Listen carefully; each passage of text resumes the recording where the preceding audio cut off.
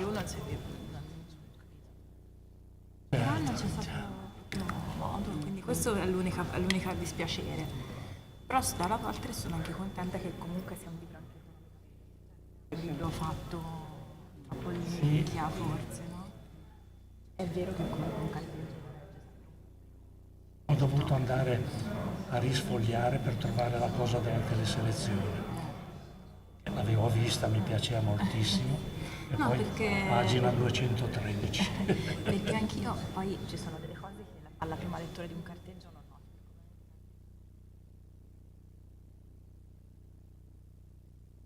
Sembrano piani, poi invece danno per scontate tutta una serie di informazioni che piane non sono.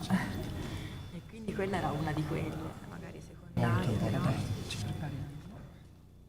No, ancora qualche minuto in attesa. Anche Marco è venuto. Ah, c'è Marco. È stato direttore del libro 20 anni ed è quello che ha avuto l'idea. Ma soprattutto alla tessera di utente della Marzana. Certo. Infatti ho detto venga di venire a studiare adesso il più possibile perché poi continui i pensionamenti, quindi già l'anno prossimo non sappiamo come fare, perché abbiamo proprio pensionamenti. Presento. Buonasera. Marco Tu Borghi. l'ho già salutato. Piacere, Marco Borghi, Martina molto Bengoli. lieto, sì. Ho detto Grazie sei quello che ha dell'invito. avuto l'idea Grazie di questo davvero. incontro. Bisogna avere idee nella vita, sennò si resta un po' confinati. Dopo niente ci vedremo. Perché... Sì. Ecco. E ha scritto, siccome è uno dei... è l'artefice delle pietre in inciampo a Venezia, quindi ha scritto un'introduzione sulle pietre. Allora.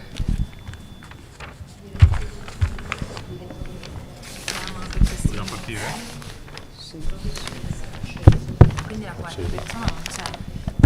Allora, non era relatrice, possiamo anche mettere una sedia, doveva fare solo un saluto perché è Il suono del telefono, se no sì, sempre a sì, metà. è la presidente dell'Ateneo. Allora era dispiaciuta che non siamo riusciti a farlo all'Ateneo perché 12 era impegnato. Adesso ci ricordato solo. No, Perdonando ma capisco. dalla Toscana. Sì, capisco benissimo. Stiamo? La regia mi suggerisce di iniziare. Sediamo. Sì, voi siete pure. Quindi allora Dopo cedo la parola. Sì, ecco.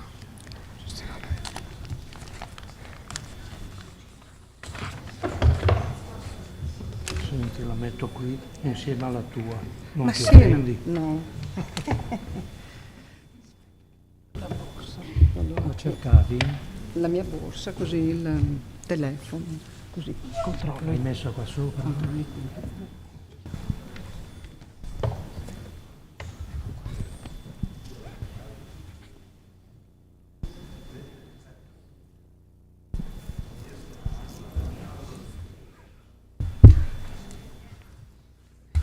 Controlliamo i tempi.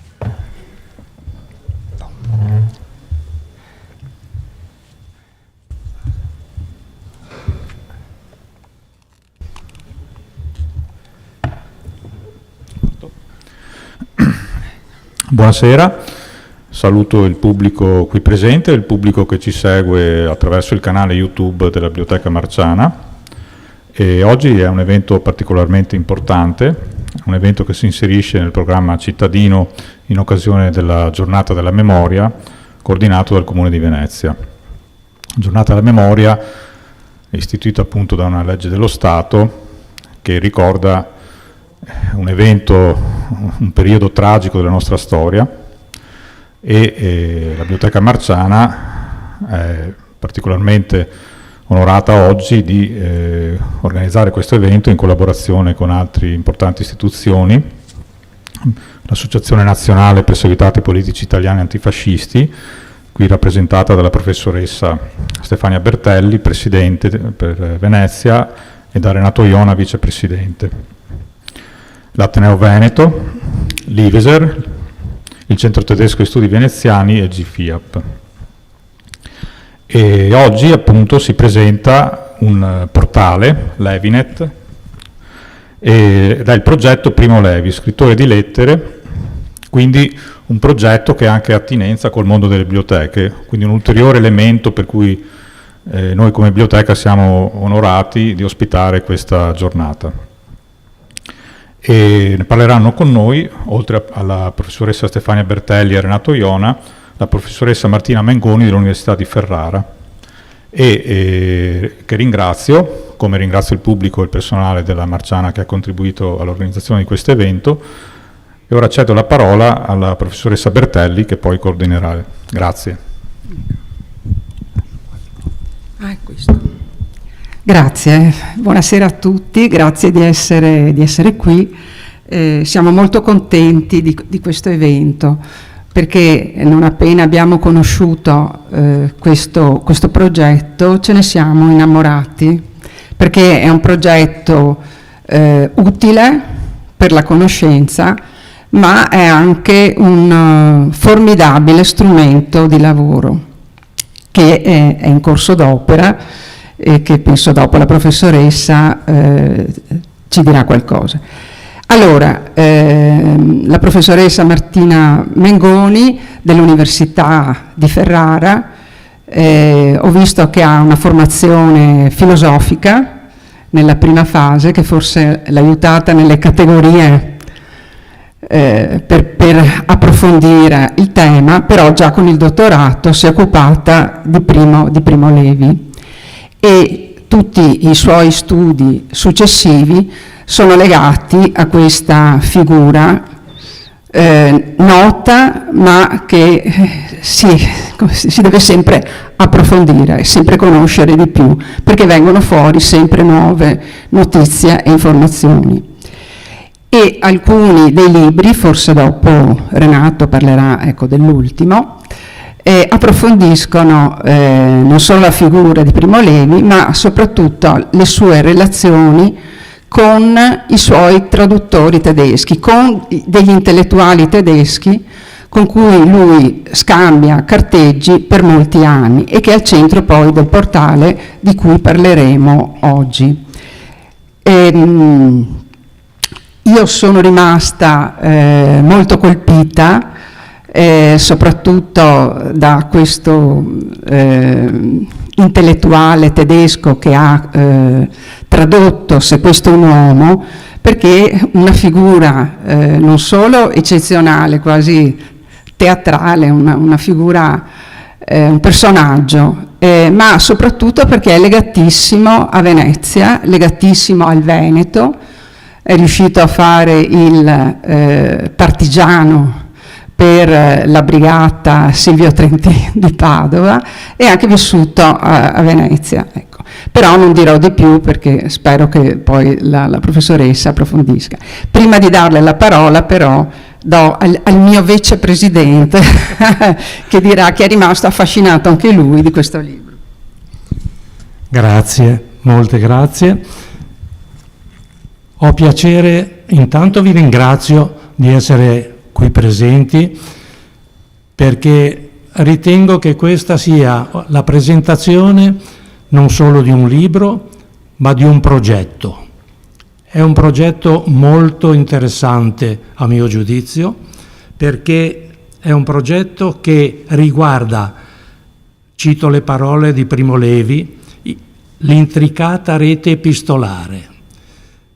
Una rete tra lui, i traduttori, i filosofi, lo storico, il politico. Ci sarà tante categorie di persone che hanno corrisposto con lui, e quindi lui è riuscito a tenere in 4 lingue diverse la corrispondenza con queste persone, perché si poneva delle grosse domande: quali la colpa, quale il fatto di riuscire a superare il passato, quali sono le conseguenze del passato sul presente. Io sono andato a comprare immediatamente questo libro, il carteggio con Heinz Ried, perché questo è la presentazione della prima parte di un progetto che per fortuna non termina quest'anno. Dico per fortuna perché gli altri lavorano e io ne godrò. E devo dire che è un progetto di un'importanza immensa.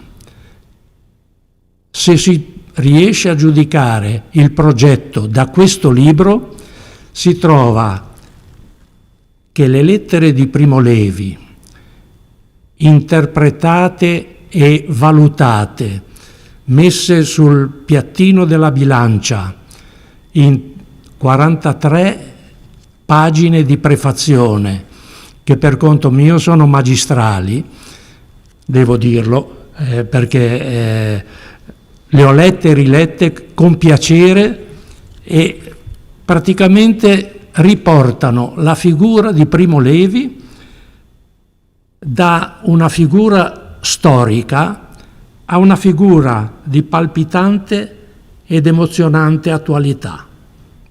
E questo me l'ha riavvicinato nel tempo, e di questo sono gratissimo alla professoressa Mengoni, che ha lavorato dietro questo, l'abbiamo chiamato un giallo che non ha ancora la soluzione, perché chi avrà il piacere di prendere questo libro troverà tanti elementi, soprattutto i veneziani che conoscono Venezia nei particolari, troveranno la figura di questo corrispondente di Primo Levi strana, una figura precisa a lui, nata a pochi giorni di distanza da lui, che si è molto avvicinata a questa figura in maniera incredibile. Era una persona che ha prestato servizio nella Wehrmacht e non vado avanti su questo perché non spoilerare. L'entusiasmo mi porta ad andare troppo avanti.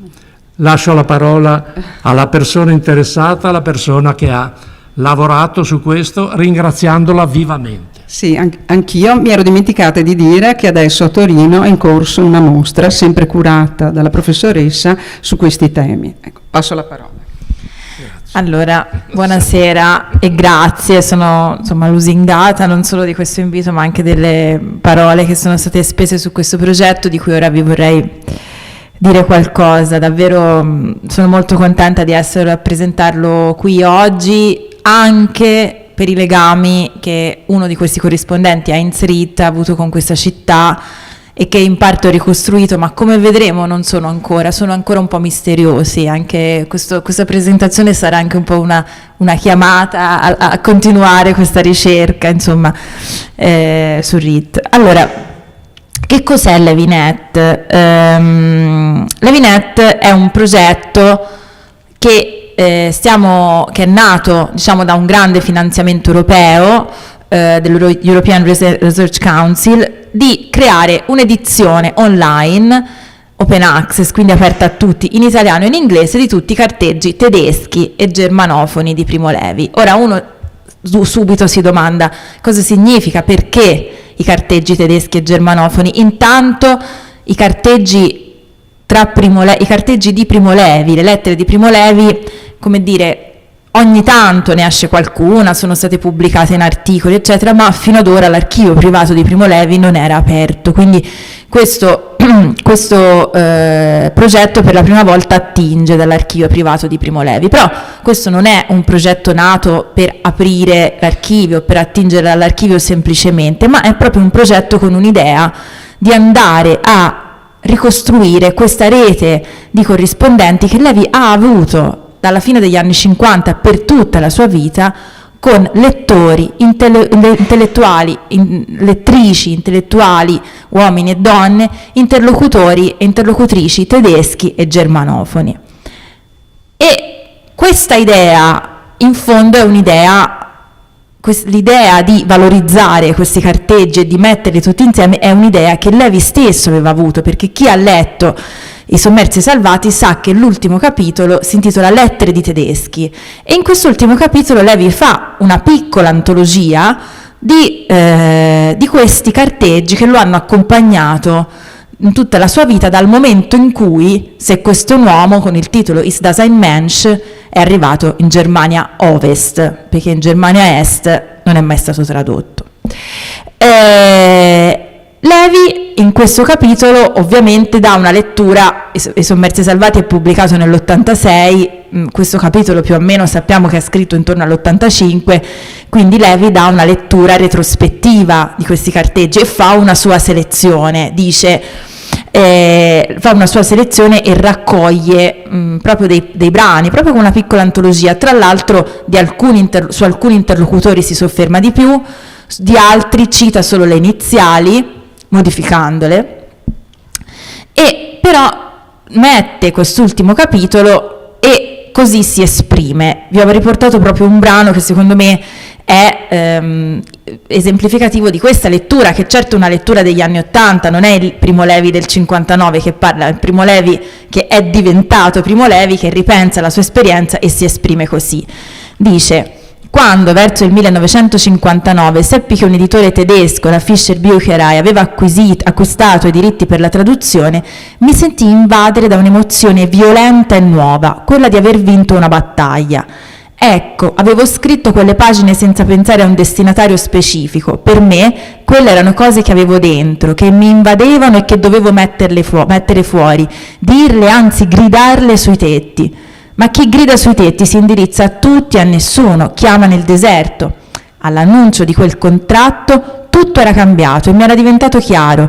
Il libro lo avevo scritto sì in italiano, per gli italiani, per i figli, per chi non sapeva, per chi non voleva sapere, per chi non era ancora nato, per chi volentieri o no aveva acconsentito all'offesa, ma i suoi destinatari veri, quelli contro cui il libro si puntava come un'arma, erano loro, i tedeschi. Ora l'arma era carica. Si ricordi, da Auschwitz erano passati solo 15 anni. I tedeschi che mi avrebbero letto erano quelli, non i loro eredi. Da soverchiatori o da spettatori indifferenti sarebbero diventati lettori. Li avrei costretti, legati davanti a uno specchio. Era venuta l'ora di fare i conti, di abbassare le carte sul tavolo. Soprattutto l'ora del colloquio. La vendetta non mi interessava, ero stato intimamente soddisfatto dalla simbolica, incompleta, tendenziosa, sacra rappresentazione di Norimberga, ma mi stava bene così, che alle giustissime impiccagioni pensassero gli altri, i professionisti. A me spettava capirli, non il manipolo dei grandi colpevoli, ma loro, il popolo, quelli che avevo visti da vicino, quelli tra cui erano stati reclutati i militi delle SS, ed anche quegli altri, quelli che avevano creduto, che non credendo avevano taciuto, che non avevano avuto il gracile coraggio di guardarci negli occhi, di gettarci un pezzo di pane, di mormorare una parola umana. Ora, interessante perché per chi conosce di solito la scrittura di Primo Levi, questo è un brano anche con una carica abbastanza violenta di linguaggio, molto forte, molto più acceso, intenso di quanto siamo abituati ad associare, diciamo, al cliché di Primo Levi.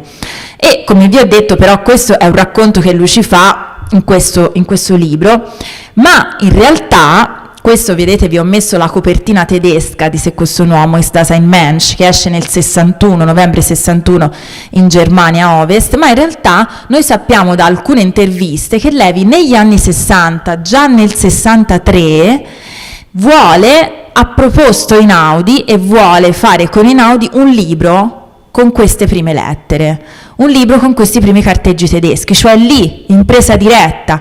E Einaudi dice no. Chiaramente Einaudi dice no perché Primo Levi nel 63 non è Primo Levi così come noi lo pensiamo, è lo scrittore di Se questo uomo e della Tregua, vince il premio Campiello con la Tregua, ed infatti le primissime interviste di Levi sono del 63, non prima non ci sono sue interviste, però ecco, diciamo che Einaudi forse non lo ritiene un autore tale da giustificare di pubblicare un libro con le sue rette, ma a noi non interessa tanto questo, ci interessa sapere che Levi già in questi anni capisce che queste lettere, ritiene che queste lettere sono qualcosa di diverso da sé questo uomo, un supplemento di riflessione, hanno una loro autonomia contenutistica e concettuale. E infatti in queste 3 interviste il giornalista Giuseppe Maida dice: Primo Levi ha ricevuto dalla Germania decine e decine di lettere, ha risposto a tutto, ora l'editore Einaudi intende raccoglierle e stamparle.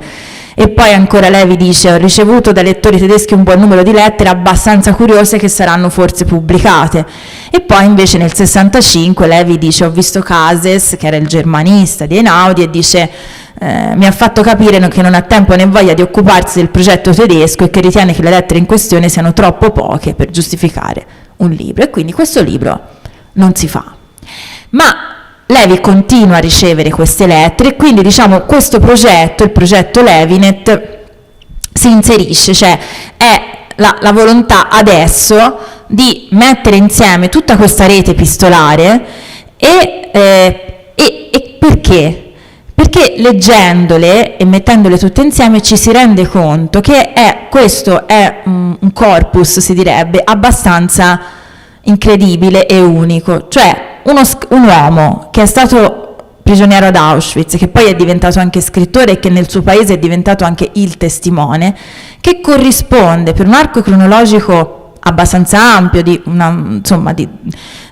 25 anni con interlocutori del popolo dei cosiddetti carnefici, e queste corrispondenze non sono corrispondenze su temi privati, voglio dire, in alcuni casi queste corrispondenze si trasformano in amicizia, ma sono corrispondenze su alcuni temi centrali, cioè cosa fare della memoria di Auschwitz per costruire quest'Europa, il tema dell'Europa divisa, il tema di come esercitare la memoria, il tema di come fare i conti col passato, espressione insomma cliché del processo storiografico e di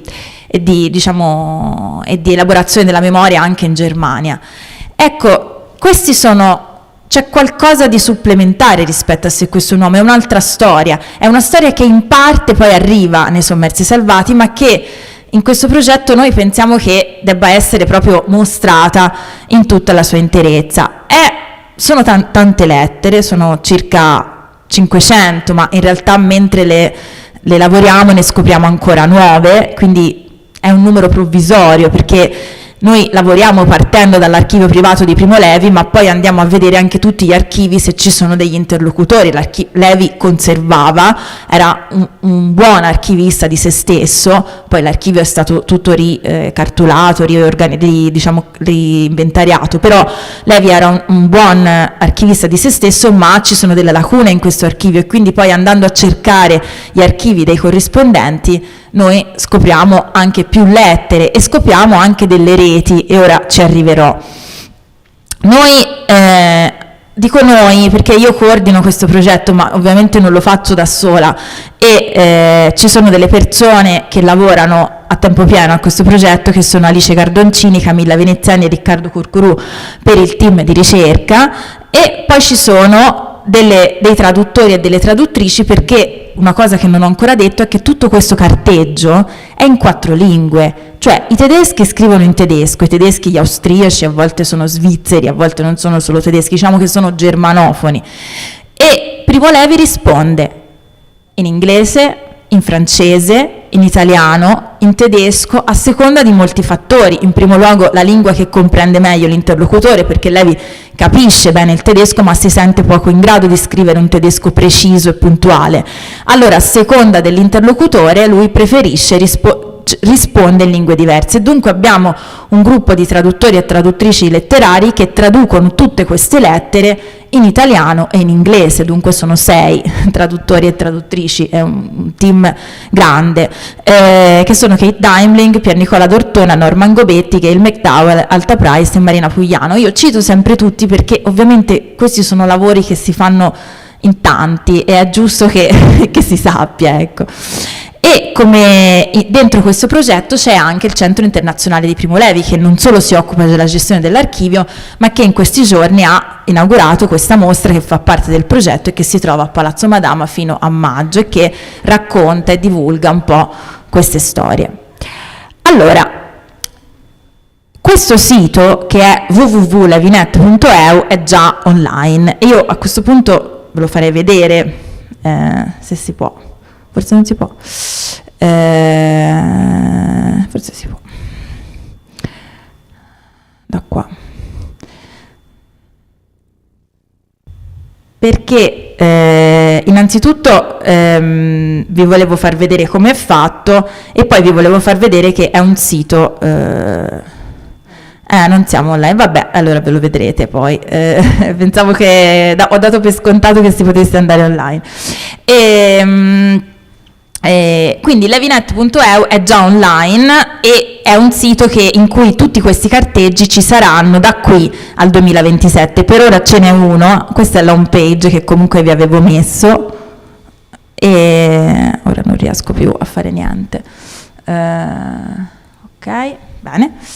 Questa è la home page che vi avevo messo e come vedete nella home page c'è una rete. Al centro c'è Primo Levi, abbiamo volutamente messo una foto di Levi degli anni 60, un Levi che non è il cliché iconografico di Levi che diciamo conosciamo, perché questi carteggi iniziano nel 59-60. E chi sono questi interlocutori e interlocutrici? Intanto il carteggio che c'è già è quello con Hermann Langbein, che Primo Levi definisce un uomo formidabile.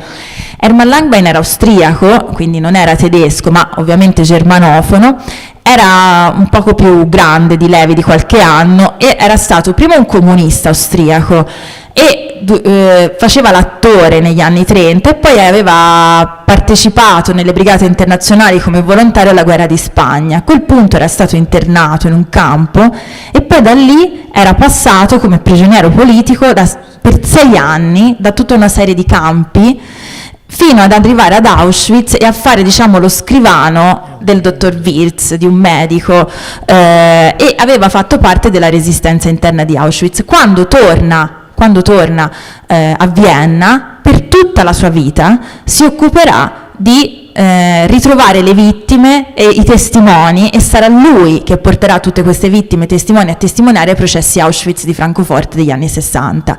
Fonderà una serie di comitati internazionali e coinvolgerà Levi in questo. Quindi Levi viene contattato da Hermann Langbein dicendo so che lei ha scritto un libro, vogliamo fare un'antologia di grandi testimonianze su Auschwitz, lei deve partecipare, e da lì parte uno scambio epistolare. Questo è un caso molto particolare di una corrispondenza che fa sì che Levi, e questa è una storia diciamo che si sapeva un po' vagamente ma che ora la si sa in maniera più precisa, sia sempre informato e faccia parte di tutti i comitati internazionali di ex deportati d'Europa, quindi inserisce Levi in una vicenda europea.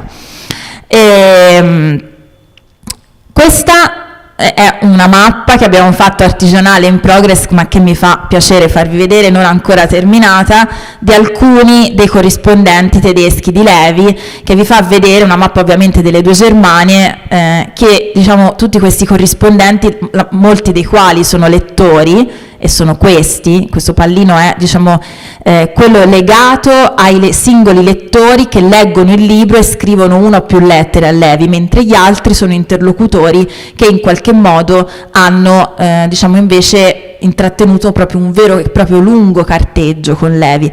Questo è per farvi vedere diciamo la ramificazione in tutta la Germania, e poi ci sono alcuni che scrivono in tedesco da Israele, dalla Turchia, dalla Svizzera, dall'Austria, eccetera. Ma volevo tornare un attimo qui. Allora, come vedete, poi parleremo di Heinz Ritt, di cui abbiamo già accennato, però come vedete qua c'è una rete, cioè questi corrispondenti non sono solo collegati a Primo Levi, ma sono anche collegati tra di loro. Perché? Perché qui nasce una vicenda che abbiamo chiamato giro di posta, cioè questa bibliotecaria, attivista politica, giornalista Etty Schmidt-Maas di Wiesbaden, a un certo punto, dopo aver scritto a Levi come lettrice, mette in comunicazione Levi con chi? Con Ferdinand Mayer, che era stato un ingegnere chimico che lavorava con Levi. Vi ricordate, Levi superò un esame di chimica e fu preso a lavorare nel laboratorio di Buna a Monowitz, nel sottocampo di Auschwitz III, insomma, della IG Farben, ecco, dell'industria chimica. Questo ingegnere chimico era, diciamo, il capo di Levi, no? Era una persona che lavorava in questa fabbrica dentro Auschwitz. Questa storia, se voi probabilmente l'avete sentita perché Levi la racconta in un racconto del sistema periodico che si chiama Vanadio. Però in Vanadio Levi cambia completamente le carte, inventa, cioè fa un misto di verità e invenzione, mentre qui noi abbiamo a disposizione tutto il carteggio che Levi ha intrattenuto con il suo capo laboratorio dentro Auschwitz che si trovava dall'altra parte.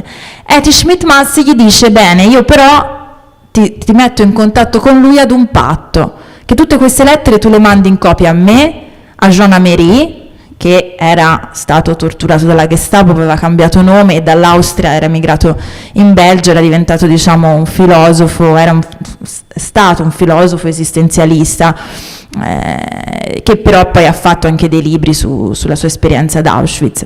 E a Hermann Langbein, cioè significa che questo carteggio tra Levi e una persona che era stata dall'altra parte diventa materia di dibattito, cioè proprio un dibattito epistolare, perché arriva in copia a tutti e tutti lo commentano tra di loro, lo commentano mandando commenti a Levi, e quindi si crea questa sorta di davvero inoltre, questo giro di posta, questa rete, che è davvero qualcosa di abbastanza unico.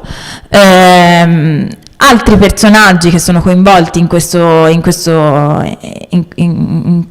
rete tedesca, in questa intricata rete epistolare, sono Emil Davidovich, che forse vi ricorderete come il Mendi di Se questo uomo, il rabbino Mendi di Se questo uomo. Con lui Levi ha scambiato moltissime lettere in tedesco e saranno pubblicate sul sito. E poi c'è il caso di Joachim Meinhardt, che è colui che prova in tutti i modi a far tradurre Se questo uomo in Germania Est e non ce la fa, perché il Comitato Centrale di Cultura sostanzialmente blocca la traduzione di Se questo uomo, e anche questa è una vicenda. Mentre uscirà il sistema periodico e mentre uscirà censurato Storie naturali, censurato di alcuni racconti, in Germania Est non uscirà mai Se questo uomo.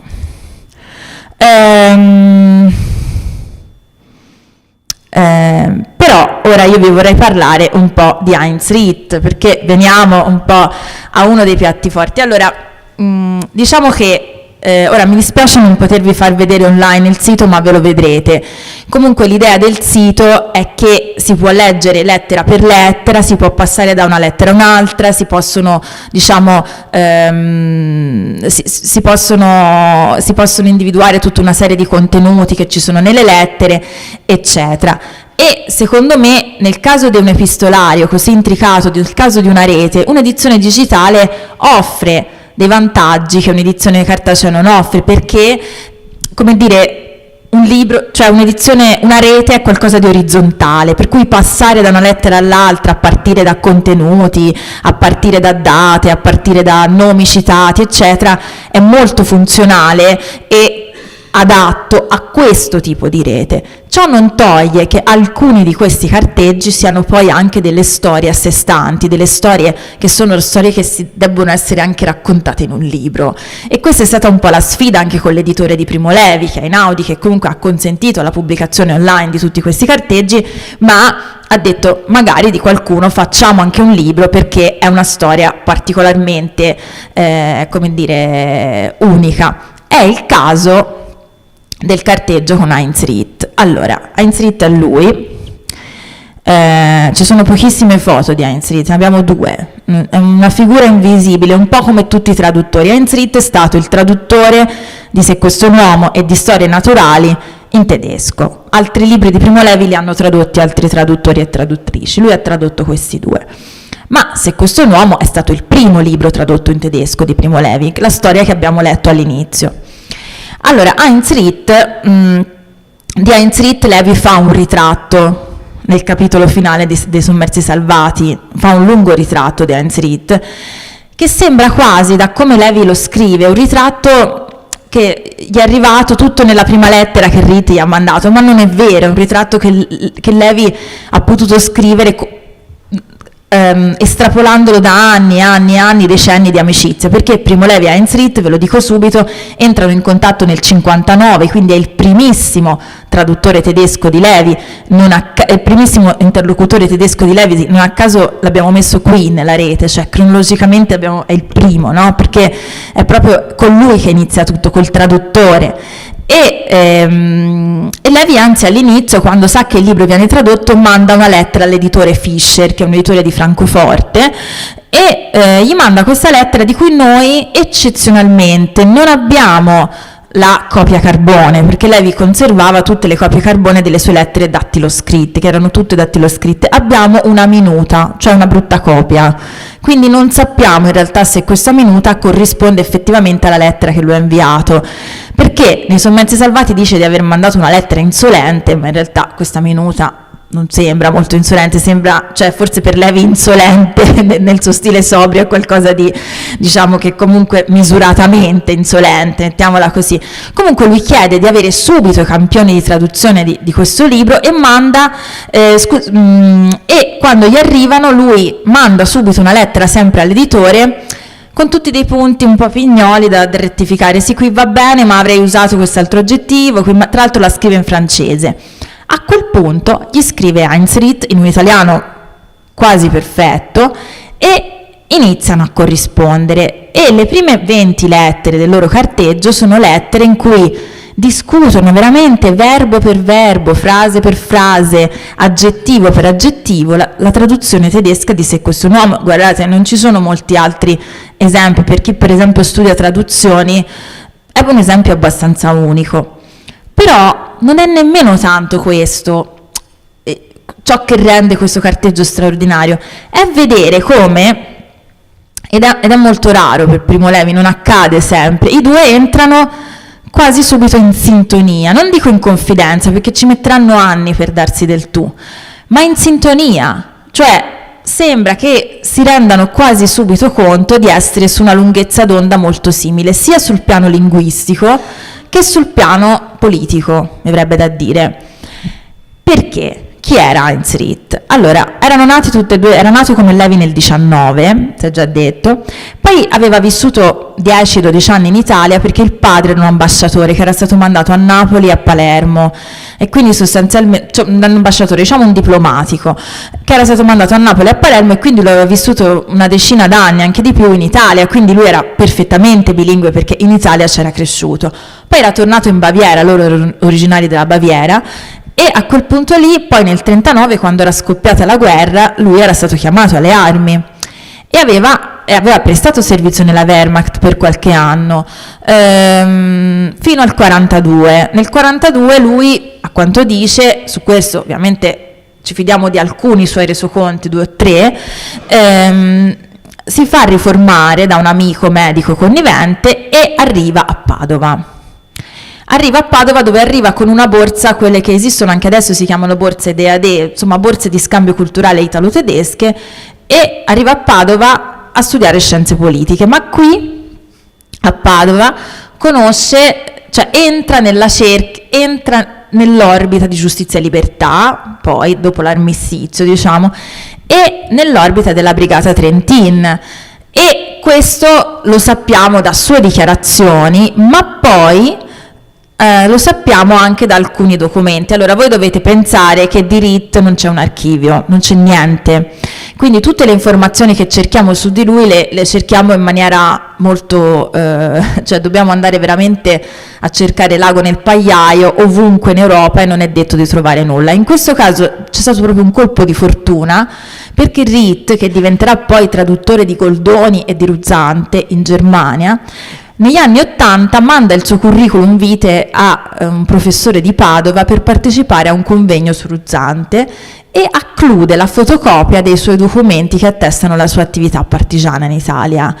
E in un archivio universitario di Padova queste fotocopie di documenti sono conservati, e questo è chiaramente un colpo di fortuna, però lì c'è l'inequivocabile attestazione da parte della brigata della sua attività di controspionaggio. C'è proprio scritto che lui si era fatto assumere come traduttore al comando SS di Padova e mandava poi le informazioni alla brigata, e lui dice, questo lo dice lui però, che di questa sua doppio gioco era a conoscenza solo Otello Pillin, che poi morì, e quindi insomma lui svolse questa attività partigiana. Ora capite che c'è già un'affinità dal punto di vista politico, ideale con Levi. Levi è contento perché immaginatevi il dubbio nel momento in cui Levi sa che sarà tradotto in tedesco: chi mi tradurrà?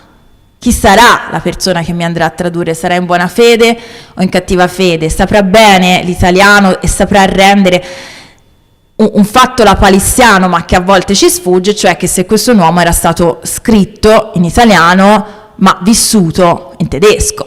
Quindi Levi aveva fatto uno sforzo nello scrivere in italiano quasi già di traduzione, e ora toccava a un tedesco che lui non sapeva chi fosse ritradurlo nella lingua tedesca, ma tenendo conto che nel campo non si parlava il tedesco, si parlava un misto di tedesco, yiddish, polacco, quello che poi dai sociolinguisti sarà chiamato la Lagersprache, cioè la lingua del lager. Allora, quindi questo è Rit. Poi Rit, c'è un'altra parte di storia misteriosa, è qui che arriva a Venezia, cioè lui dopo la guerra dice che è stato 5 anni a Venezia, ha abitato 5 anni a Venezia, ed è lì probabilmente che inizia a studiare seriamente Goldoni, di cui lui diventa un grande esperto, scrive anche una monografia e traduce tantissime commedie, comprese anche quelle tipo le Baruffe, Chiozzotti, eccetera, anche diciamo in veneziano o comunque in lingue diciamo dialettali locali, quindi insomma ha una conoscenza abbastanza approfondita, e traduce anche Ruzzante, che comunque sono degli autori che presuppongono una conoscenza della lingua più che buona, direi. Ecco, però di questi anni veneziani noi non sappiamo nulla, non sappiamo quasi nulla,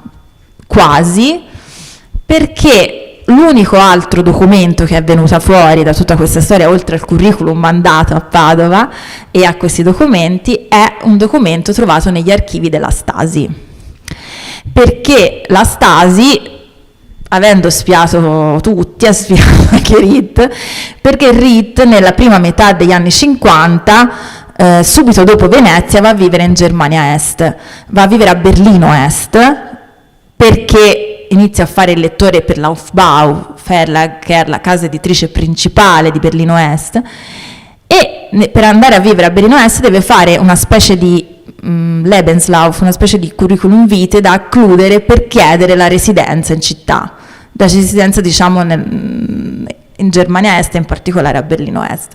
Allora, in questo curriculum scritto in tedesco, è conservato negli archivi della Stasi insieme con 2 rapporti si chiamano rapporti Ermittlung, ma comunque insomma sono i resoconti di persone che sono andate a vedere, a spiarlo, a vedere che cosa faceva.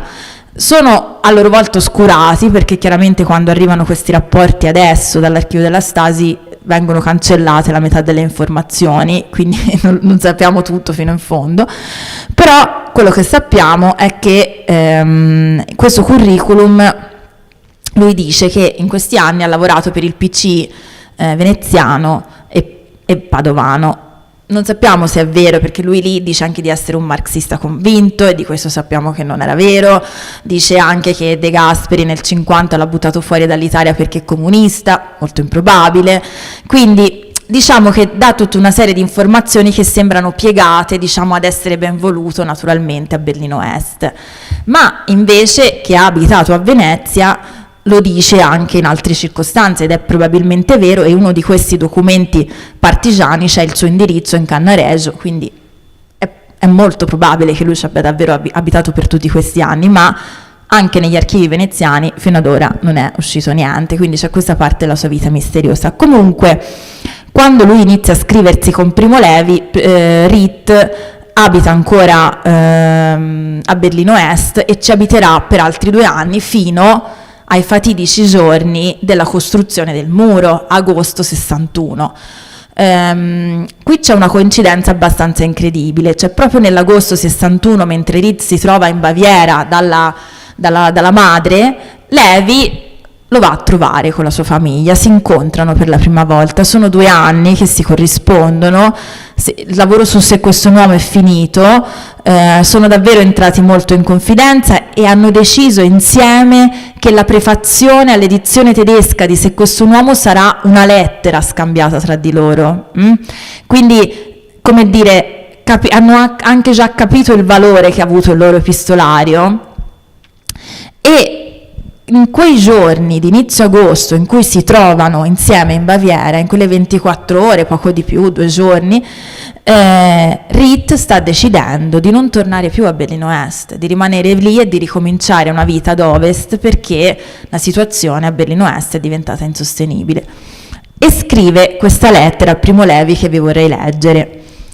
Gentilissimo dottor Levi, volevo scriverle da un pezzo e ringraziarla di tutto cuore per la visita sua e di sua famiglia ad Ettal, pregarla di scusarci se l'abbiamo fatto partecipe da amico a amico delle nostre ansie così imminenti, ed ecco che ci arriva la sua lettera così cara, così amichevole e fraterna.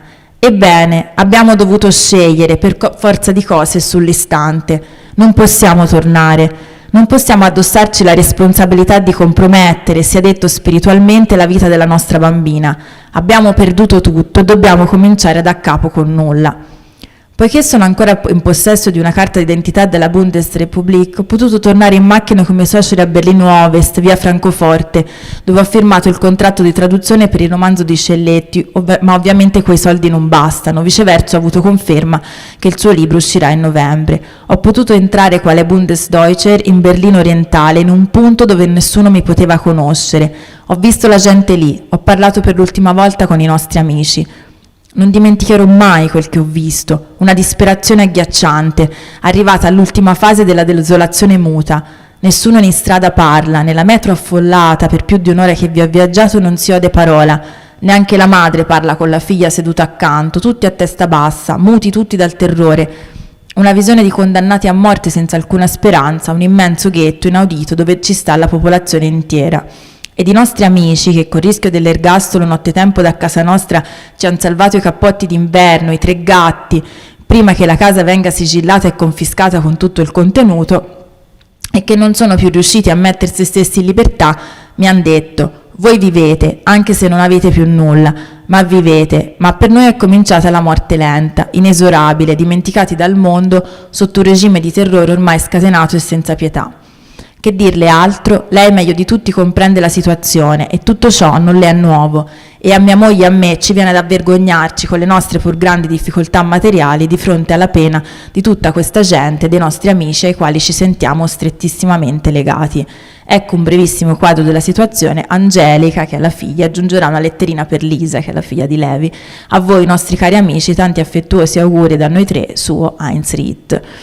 E è una lettera, insomma, abbastanza abbastanza insomma, che dice tutto da sola, non è che c'è da commentarla, però voglio dire che questo carteggio attraversa anche questo snodo e poi tutti i mesi e gli anni successivi in cui Rit e la sua famiglia debbono cominciare da zero in Baviera, e sono entrambi traduttori peraltro, quindi fanno entrambi un lavoro con cui è molto difficile sopravvivere. All'inizio lui dice: ci arriva la sua lettera così cara, così amichevole e fraterna. La lettera così cara, così amichevole e fraterna di Levi è questa, e è l'unico altro caso, insieme a quello che vi avevo citato all'inizio, della presenza di una minuta e non di una copia carbone. Quindi noi abbiamo questa, che è una minuta, cioè una brutta copia, ma non sappiamo poi cosa ha scritto, cioè la versione finale, non la conosciamo, perché, vi ripeto, dell'archivio di Rit non è rimasto nulla. E Levi fa questa lettera dove vedete che qua c'è una croce molto marcata, che è ipotizzabile che questo pezzo non lo abbia messo, ma non lo sappiamo fino in fondo. E Levi dice non so se questa lettera la troverà ancora detta, in ogni caso scriverle debbo, e penso che ormai per chissà quanto tempo sia inutile scriverle presso Berlino-Zehlendorf. Volevo ringraziare lei, la sua signora e sua madre per l'ospitalità e per l'indimenticabile giornata che abbiamo passato presso di loro, malgrado le loro ansie, che si sono purtroppo dimostrate giustificate, ma dopo quanto abbiamo letto ieri e oggi sui giornali, mi sembra stonato e assurdo scriverle una lettera di convenevoli. Il muro aveva iniziato proprio ad essere costruito il 13 agosto, qui siamo al 16. L'Europa, e questo è il brano con la croce che noi abbiamo deciso con Einaudi di mettere in questa forma con le barre e coi corsivi perché non potevamo non metterlo, insomma. L'Europa mi sembra ritornata a un covo di serpenti. Mi domando, è possibile, è decente che questa Europa, che sento come la mia vera patria e come la patria dell'unica vera civiltà universale, sia in pari tempo un permanente focolaio di incomprensioni, di tradimenti e di tirannidi, la fabbrica delle idee e della guerra? Sono parole queste tanto più vere in quanto so che la troveranno, se la troveranno, o nel doloroso travaglio della scelta o nell'ancor più doloroso momento dell'assestamento a scelta venuta. Accetti comunque da mia moglie e da me gli auguri più fraterni e più concreti, che di male nasca bene, il che avviene talvolta e questa volta non è del tutto improbabile, che le decisioni sue e della sua signora siano quelle giuste, che per Angelica, che Lisa non dimenticherà, si apra una via serena, quella a cui tutti i bambini hanno diritto. Mi mandi sue notizie, suo affezionatissimo Primo Levi.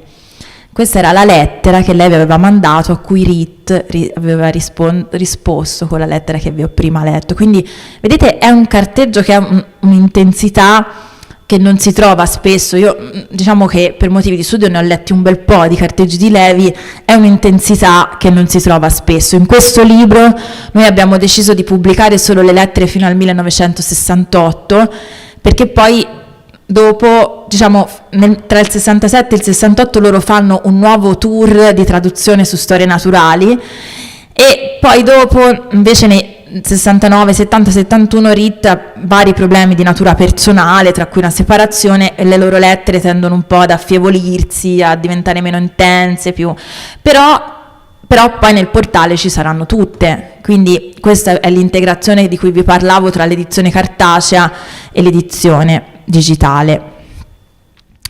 Più in generale, vedete, questa è una pagina tipica. Se voi andate nel portale, questa è la prima lettera di Langbein a Primo Levi, è una pagina tipica che trovate.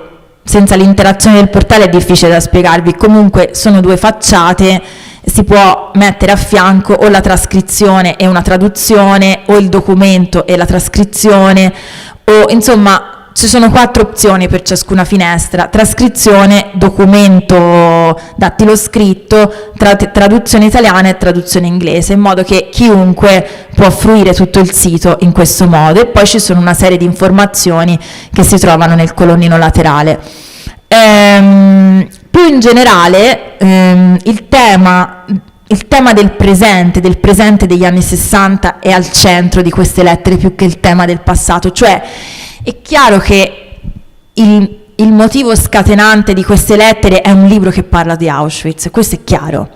Però quasi tutti i lettori scrivono a Levi perché nell'introduzione, che è un pezzo di una lettera che Levi aveva scritto a Rit, Levi dice: non ho mai odiato i tedeschi e se anche li avessi odiati sarei guarito dopo aver conosciuto lei, dice a Rit. Non comprendo e non sopporto che si giudichi una persona non per quello che è, ma per il popolo a cui appartiene. E poi dice: tuttavia non sono sicuro di aver capito i tedeschi, e quello che uno non ha capito è un pungolo, è una specie di pungolo continuo che chiede di essere soddisfatto. Quasi tutti i lettori scrivono a Levi provando a rispondere a questa affermazione, quindi in realtà è un pezzo di lettera a sua volta. E quando con questi lettori si supera la barriera del botta e risposta e inizia una conversazione più lunga, e poi io li chiamo lettori ma sono moltissime donne, lettrici, giovani studentesse, persone anche di una generazione nuova, una generazione di giovani che magari durante la guerra erano bambini e quindi vogliono anche capire, vogliono insomma, hanno una sensazione di inquietudine forte rispetto a questa vicenda. Quando tra questi interlocutori si passa la barriera della prima e della seconda lettera, poi spesso il tema diventa il presente, ovviamente. Il presente degli anni 60, l'Europa divisa, l'inquietudine della Germania divisa in particolare, e anche in questo l'atteggiamento di Levi cambia. Io qui ho riportato 2 lettere, una del 62 e una del 72. In quella del 62 Levi ha un giovane studente, ha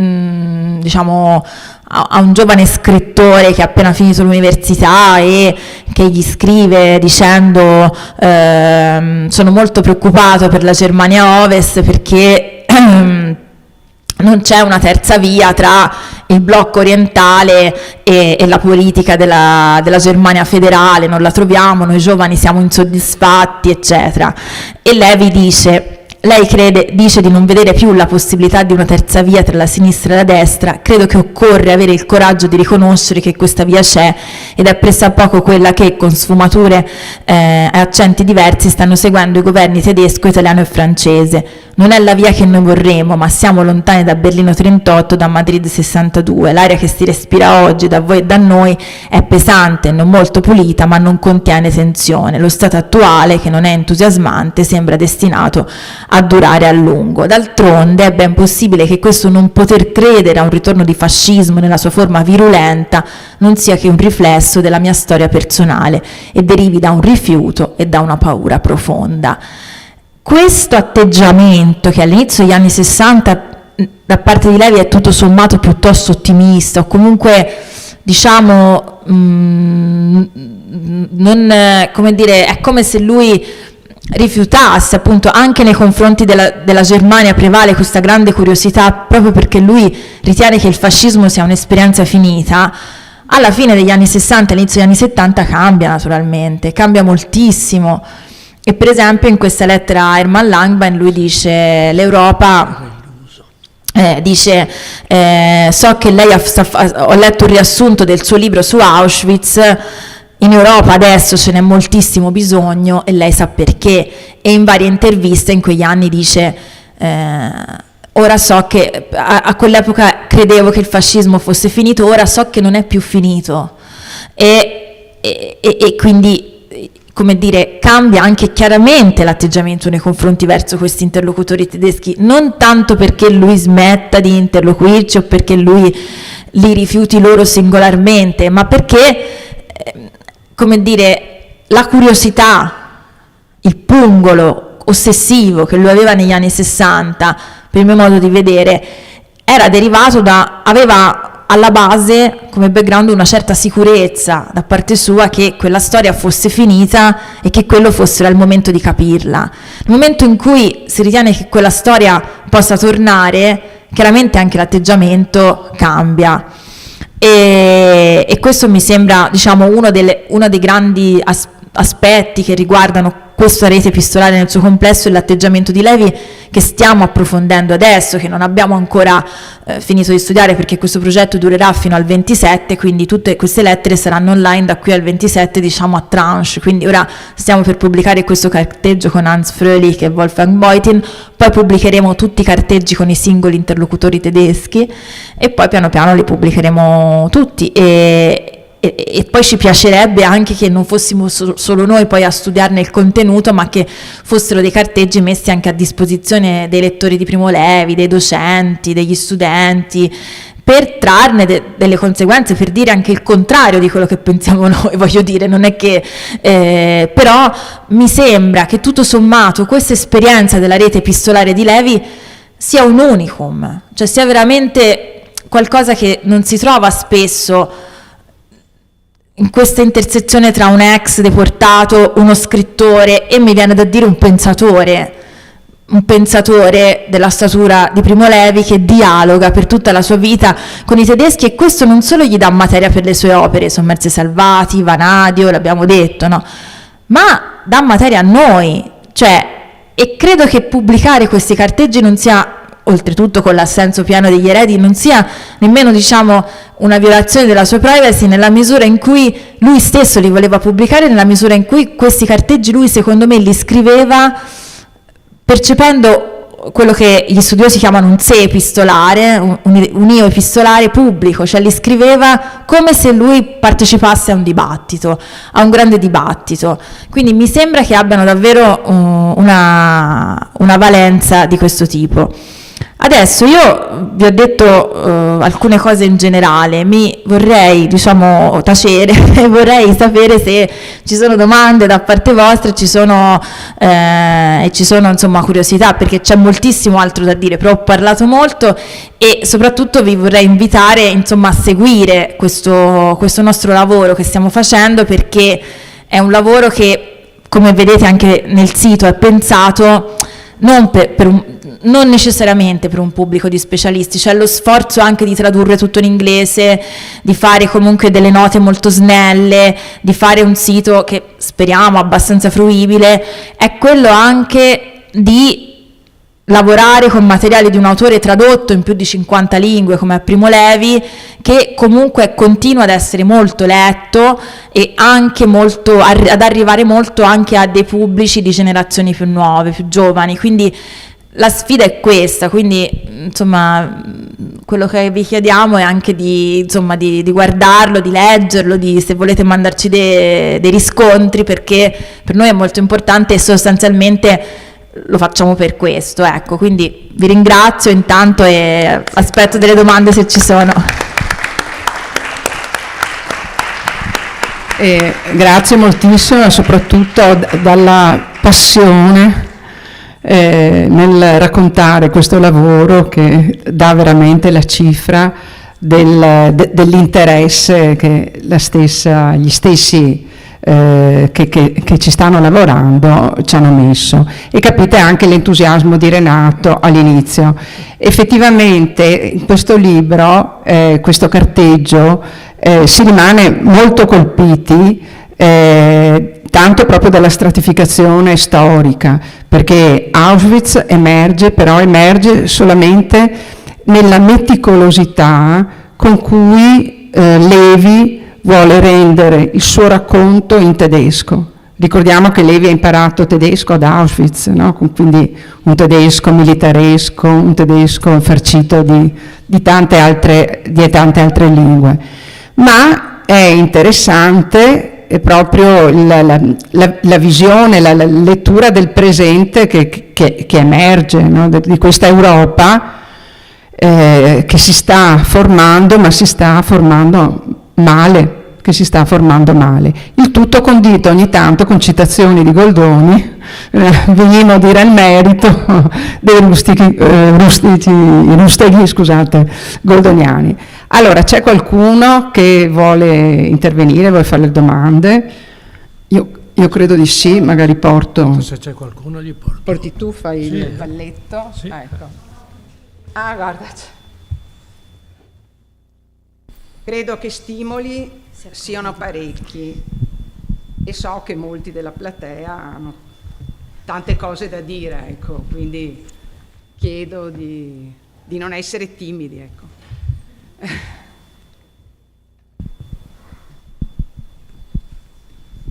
Grazie mille e grazie per tutto quello che ci avete raccontato.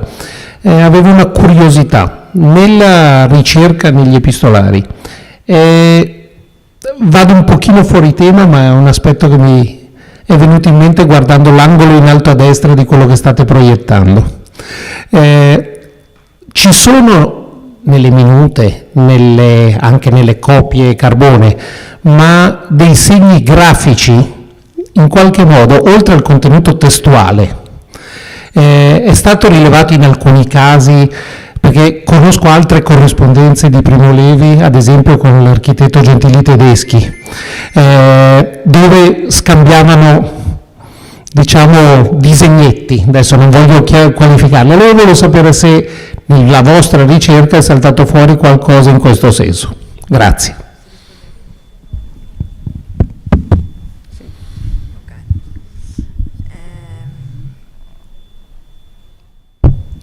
Allora, non è, cioè diciamo, poiché sono quasi tutte dattiloscritte, però diciamo le lettere di Levi scritte dattiloscritte da Levi, noi nell'archivio privato abbiamo appunto la copia carbone. Allora, lì no, però spesso nel retro della copia carbone, poiché Levi non usava solo carta velina, ma usava anche carta, diciamo, da riuso, carta già usata che riutilizzava per fare la copia carbone, oltre ad aver trovato prime stesure dei suoi racconti, traduzioni, eccetera, ogni tanto abbiamo trovato anche dei disegni e in un caso una cosa che ci pare un rebus, cioè un rebus disegnato da Primo Levi, che faceva i rebus, li faceva poi anche al computer, però in un caso che dobbiamo ancora controllare bene ci pare un rebus, ecco, ci sono dei disegni che non abbiamo ancora interpretato bene, ma che ci pare.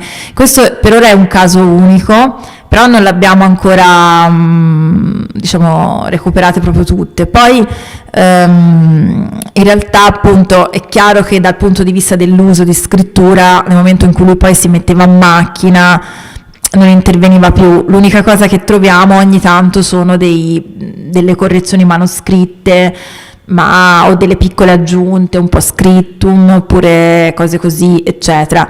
Viceversa, nelle lettere che lui riceve, anche lì ci sono quasi sempre annotazioni, segni, sottolineature di vario tipo, però disegni quasi mai. Però ripeto, questo si capisce anche per il fatto che quella è un tipo di corrispondenza scritta a macchina e quindi naturalmente invece un grande tema grafico di queste corrispondenze sono le carte intestate, perché Levi ha la sua carta intestata e va bene, che noi però non abbiamo quasi mai perché, ripeto, abbiamo le copie carbone, ma i corrispondenti mandano le lettere, soprattutto nel caso di Langbein, di tutte queste associazioni che lui fonda, di ex reduci, eccetera, eccetera. Le carte intestate diventano una specie di storia a sé, perché raccontano tutti i passaggi di queste associazioni che lui fondava, di ex reduci in Europa, a Bruxelles, a Parigi, perché prima era a Varsavia, poi da Varsavia lui viene espulso dal Partito Comunista e quindi ne deve fondare un'altra, eccetera, eccetera.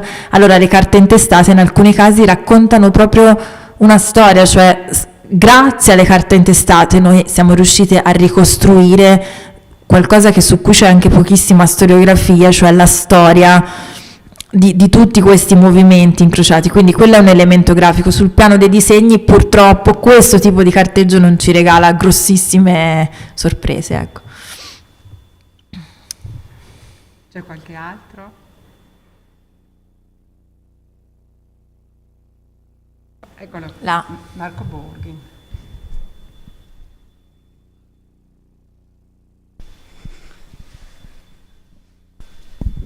No, intanto grazie, perché insomma io l'ho già visto appena uscito nell'autunno, inverno scorso, ed è veramente un bel progetto.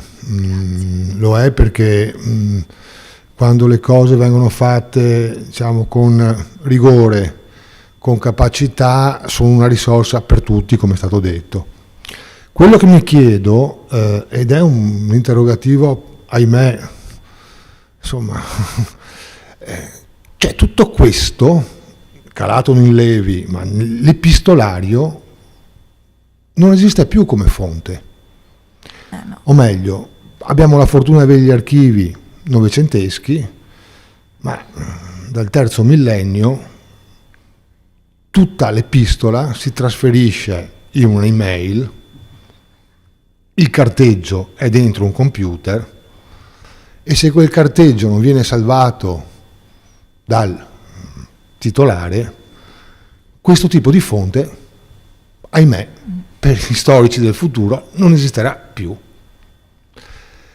Allora mi chiedo, e chiedo anche appunto, se non sia anche il caso di in qualche modo sensibilizzare coloro i quali hanno anche dei ruoli ma più o meno importanti nel mantenere questa fonte, che è straordinaria, perché al tempo stesso pubblica e privata, come è stato detto, no? E questo per me, insomma, di storia un po' la navigo, è un timore molto, molto fondato, no? Noi probabilmente di tutti questi carteggi futuri non avremo traccia. Allora, non lo so, anche attraverso questa bellissima iniziativa di cercare il modo di così lanciare un messaggio che anche appunto le cose ormai del terzo millennio quotidiane, tra l'altro qui avete le minute, no? Quindi vedi i passaggi, un foglio Word, a meno che non ne salvi 4 copie, vedi solo il fine della cosa.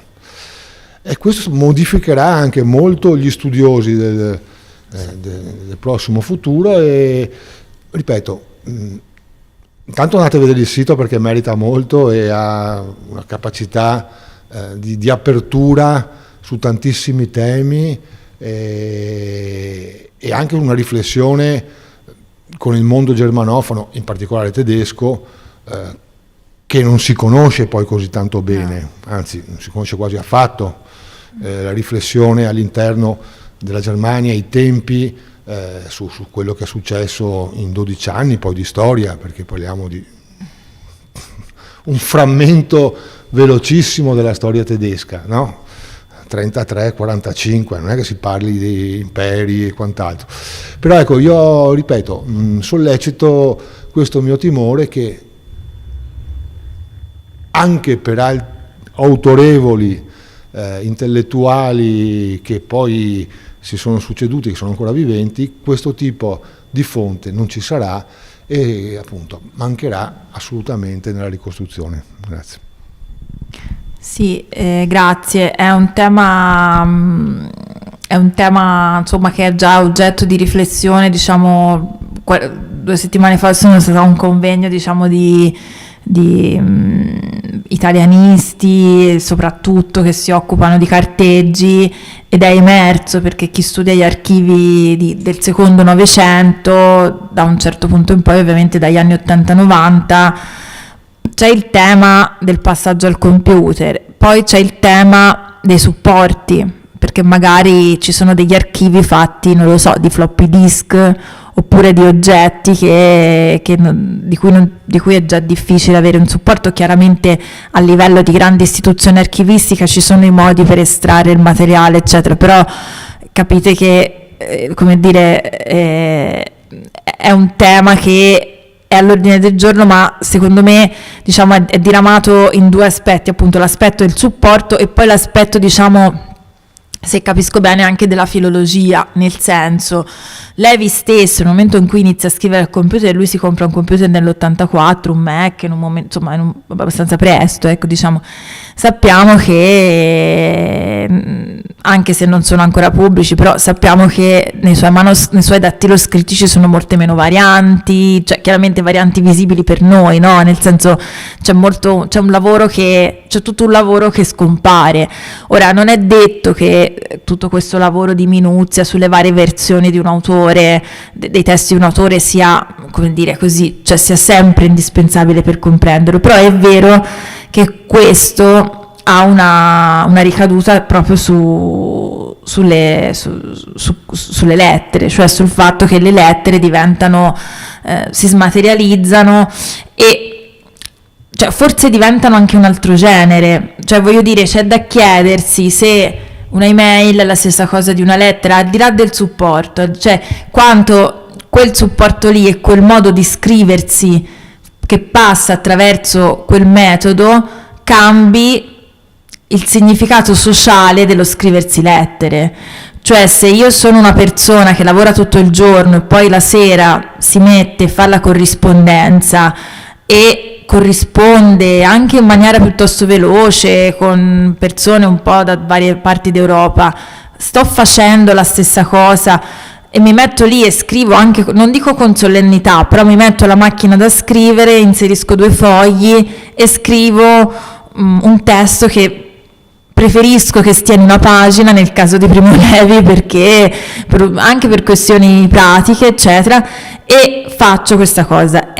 Faccio la stessa cosa se durante il giorno, in maniera un po' rapida e facendo anche altre cose, scrivo delle mail. Ha lo stesso significato per me lo stesso significato per il rapporto che intrattengo con l'interlocutore, cioè secondo me c'è anche proprio un tema, diciamo, di epistemologia, ora senza farla troppo grossa, di che cos'è una lettera, di che cosa significa scriversi lettere, che cambia a un certo punto il significato sociale, così come gli epistolari del Settecento non sono la stessa cosa rispetto agli epistolari del Novecento, così probabilmente il modo di interazione per email dei primi anni 2000 sarà studiato come una cosa differente rispetto a che cosa significava scriversi lettere negli anni 50, 60, 70, io penso.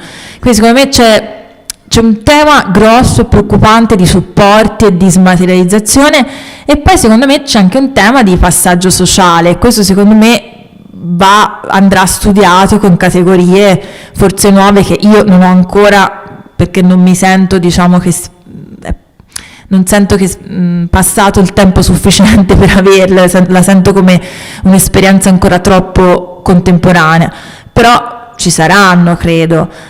Anche, e questo chiudo dicendo che però anche sui carteggi novecenteschi della seconda metà del Novecento c'è ancora poca riflessione collettiva su che cosa sono stati, non tanto su come si facevano, ma proprio sull'importanza che hanno avuto per tanti intellettuali. E questo progetto vorrebbe anche un po' contribuire a far vedere che hanno avuto un'importanza enorme come pratica, ma anche come creazione di rapporti e anche come profondità di rapporti. Levi una volta ha scritto nei Sommersi Salvati che con Eti Schmidt-Maas, con la quale si è scambiato circa 110 lettere, gli incontri sono stati deludenti, perché la cosa veramente che li ha fatti entrare molto in relazione sono state le lettere. Gli incontri hanno lasciato il tempo che trovavano. In fondo anche con Ritz si sono incontrati 2 o 3 volte, non è che... Per cui, ecco, questa riflessione sul presente mi risollecita però in prospettiva anche un supplemento di riflessione su cosa sono stati in quegli anni.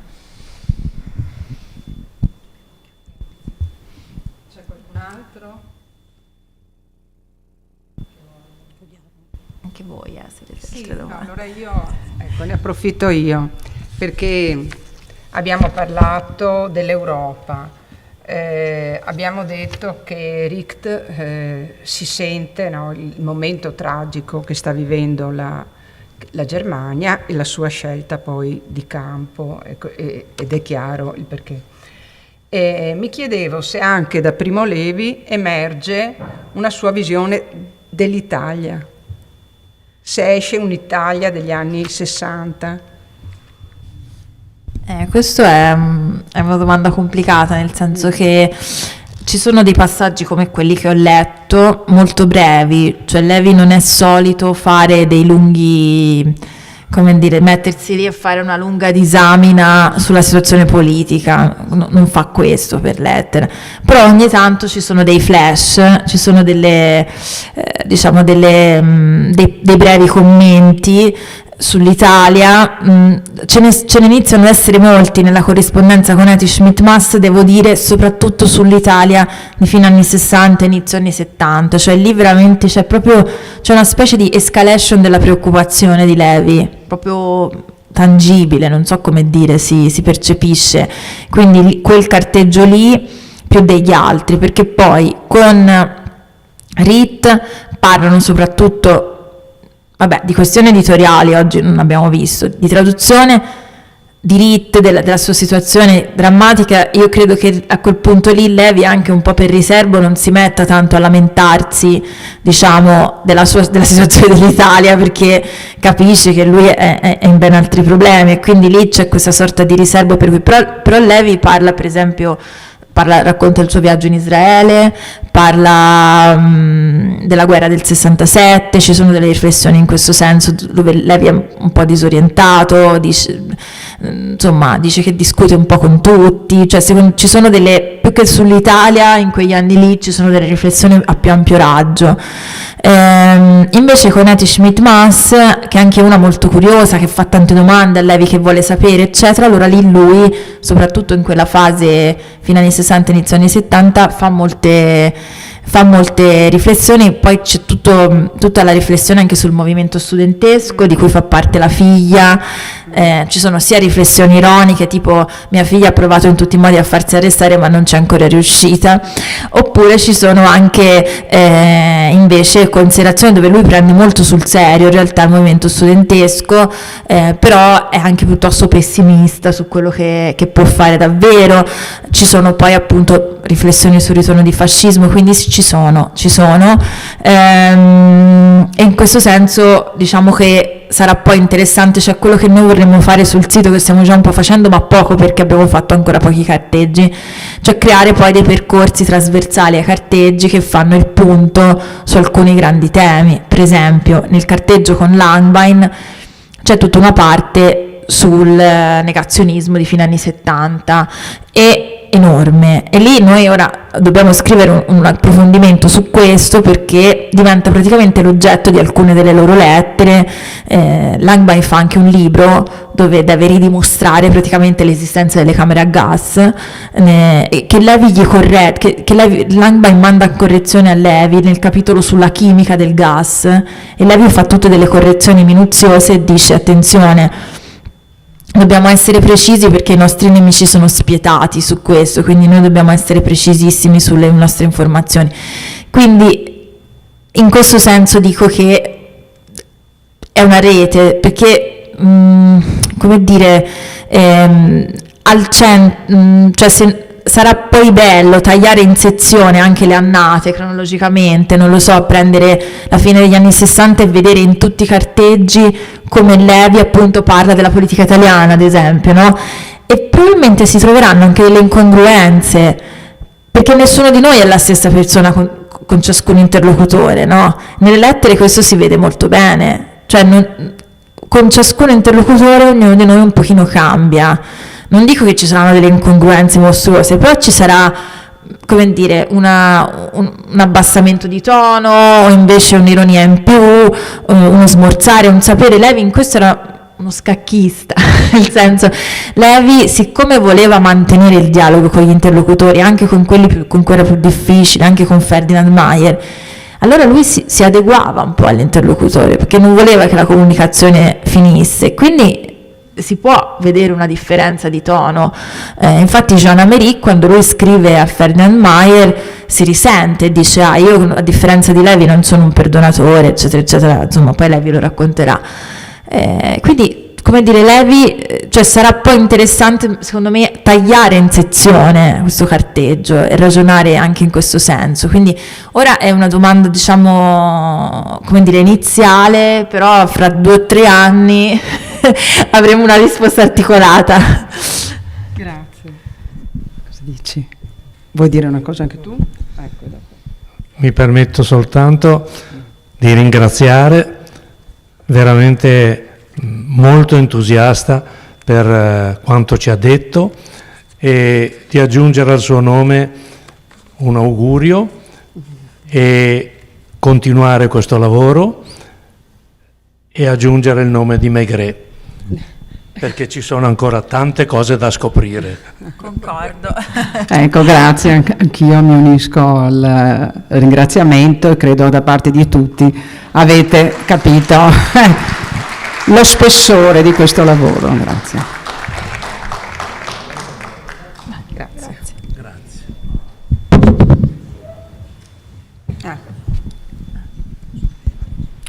Ringraziamo allora i relatori, il pubblico e il personale della biblioteca che ha contribuito all'organizzazione dell'evento. Speriamo che si possa proseguire con questa collaborazione con altre istituzioni della città, e ricordo dopodomani venerdì c'è un altro evento qua in biblioteca alle 4:30, conversazione poetica con 2 poeti, e vi invitiamo anche all'evento di dopodomani. Grazie ancora, buona serata. Grazie a voi.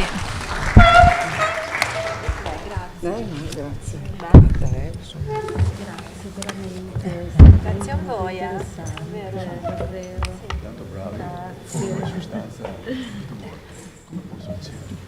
Allora, si chiama www.levinet.eu. Sì, è quello lì. Sì, www.levinet.eu. Noi ci siamo solo entusiasmati per quello, perché è un po' veneziano. So le occorrenze, però. Grazie all'iniziativa